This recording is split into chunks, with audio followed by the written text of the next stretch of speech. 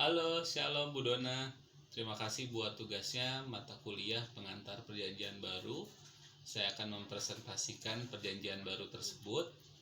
Perjanjian baru terdiri dari 27 kitab yang terdiri dari 5 kitab sejarah, yaitu Matius, Markus, Lukas, Yohanes, dan Kisah Para Rasul.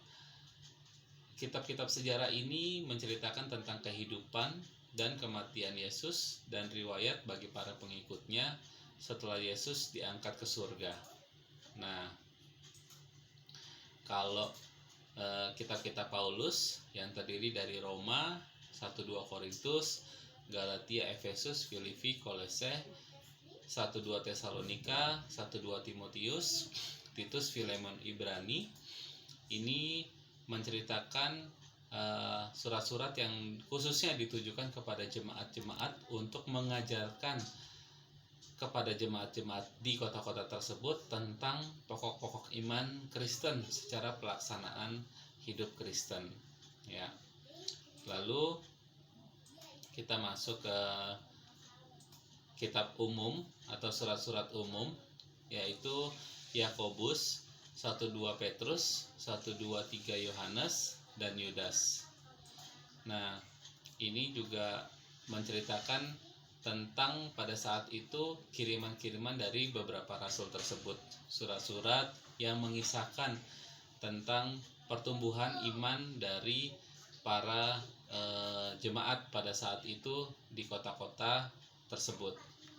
Nah, yang terakhir yaitu kitab Wahyu. Ini adalah kitab nubuat, mengungkapkan nubuatan masa kini dan masa yang akan datang melalui penglihatan dan pengalaman supranatural. Membicarakan tentang perjanjian baru itu juga tidak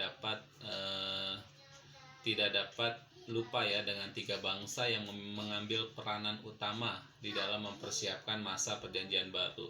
Yang pertama yaitu bangsa Yahudi atau Ibrani, yang kedua bangsa Yunani, dan yang ketiga bangsa Romawi. Bangsa-bangsa ini merupakan bangsa-bangsa yang memang sangat mengambil peranan utama di dalam masa perjanjian baru. Dari mulai latar belakang ekonomi, dari mulai latar belakang arus perdagangan, juga latar belakang mengenai sosial, budaya, ataupun waktu pekerjaan pada saat itu, dan juga mata uang, lalu arus perjalanan pada saat itu, arus perdagangan, dan merupakan bangsa-bangsa yang selalu memberikan peranan kepada dunia pada saat itu. Agama-agama pada saat itu juga lebih kepada dewa-dewi dan lebih kepada pemujaan yang memang belum memiliki agama sesuai dengan perintah Tuhan, karena pada saat itu banyak sekali pemujaan-pemujaan kepada roh-roh dan alam gaib ya. Pada saat itu juga pemujaan-pemujaan kepada berhala-berhala maupun juga pemujaan kepada seseorang atau orang-orang yang dianggap sebagai dewa pada saat itu. Ya, setelah kita membicarakan tentang agama, garis-garis besar perjanjian baru yaitu ada 3. Yang pertama itu kitab-kitab Injil, itu mengisahkan dari mulai Yesus lahir, Yesus datang ke dunia ini, lalu kehidupan Yesus selama di dunia, dan juga Yesus disalib, mati, bangkit, dan naik ke sorga. Yang kedua, kisah atau kitab-kitab yang ditulis oleh Rasul Paulus mengisahkan tentang juga gereja mula-mula pada saat itu, gereja sekarang, dan gereja yang akan datang atau gereja masa datang, di mana Rasul Paulus pada saat itu menulis tentang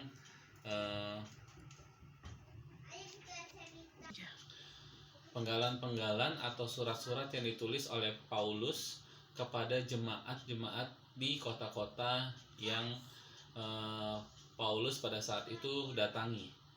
Lalu yang terakhir itu mengisahkan tentang nubuatan atau wahyu. Ini merupakan salah satu penglihatan oleh Yohanes di Pulau Patmos, penglihatan dari yang mulai masa lampau, masa sekarang, dan masa yang akan datang. Itu mengisahkan tentang akhir zaman. Saya juga akan menjelaskan Injil-Injil sinoptik di Perjanjian Baru. Istilah sinoptik ini berarti melihat dari sudut pandang yang sama. Dalam hal ini, kitab-kitab Injil yang dimaksud adalah Injil Matius, Markus, dan Lukas. Sedangkan yang disebut sebagai masalah sinoptik adalah masalah yang muncul sehubungan dengan sumber apa yang dipakai oleh ketiga Injil. Apakah sumber yang dipakai sama? Nah, Injil Matius itu ditulis lebih dahulu, sedangkan Markus dan Lukas itu ditulis setelah dari kitab Matius. Dan memang pada kenyataannya Injil sinoptik ini berbeda dengan Injil Yohanes. Jadi ada beberapa perbedaan yang terdapat di dalam Injil sinoptik dan Injil Yohanes. Contohnya, kalau di Injil sinoptik itu pelayanan di Galilea atau hanya sekali di Yerusalem, sedangkan di Injil Yohanes itu pelayanan di Yudea atau seringnya di Yerusalem. Lalu perbandingannya lagi, kalau Injil sinoptik berkaitan dengan peristiwa kehadiran Yesus secara nyata. Kalau di Injil Yohanes itu berkaitan dengan sisi surgawi dan Yesus dan pekerjaannya. Di Injil sinoptik juga mengisahkan tentang pekerjaan Yesus. Lalu kalau di Injil Yohanes tentang perkataan Yesus. Di Injil sinoptik juga mengisahkan tentang Yesus dalam keseharian, tidak di tempat suci atau di antara penjala, pemungut cukai, ataupun orang gila. Tapi kalau di Injil Yohanes itu Yesus dalam kekudusan, perayaan keagamaan, Yahudi, di bait Allah, di rumah Tuhan. Injil sinoptik juga tentang kerajaan Allah. Lalu di Injil Yohanes, Yesus sebagai pusat kerajaan Allah. Dan Injil sinoptik juga berkaitan dengan kedatangan Yesus kedua kali dan penghakiman yang akan datang. Kalau di Injil Yohanes berkaitan dengan keberadaan Yesus sekarang dan penghakiman sekarang. Injil sinoptik juga menceritakan tentang kehidupan Yesus selama di bumi. Injil Yohanes menceritakan tentang Yesus sebagai Kristus, anak Allah. Ya, Perjanjian Baru juga mengisahkan secara detail mengenai Tuhan Yesus itu sebagai nabi, sebagai iman dan sebagai raja.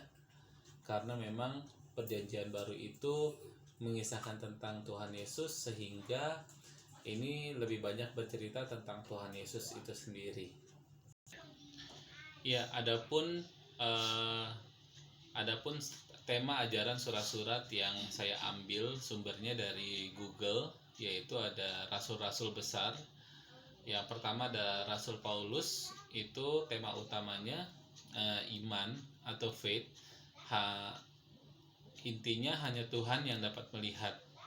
Kalau Rasul Yakobus, yaitu perbuatan atau works. Intinya bukti dari iman yang tidak terlihat.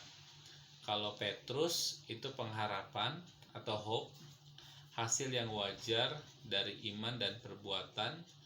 Lalu Rasul Yohanes itu kasih atau love. Tanpa kasih, iman dan perbuatan tidak berarti, harapan juga tidak bisa hidup. Yang terakhir ada Rasul Yudas, berkembangnya kefasikan, the growth of ungodliness, yang menghancurkan iman, perbuatan baik, pengharapan, dan kasih. Demikian pengantar Perjanjian Baru yang bisa saya presentasikan pada saat ini. Semoga berkenan dan bisa memberikan berkat buat kita. Tuhan Yesus memberkati. Shalom.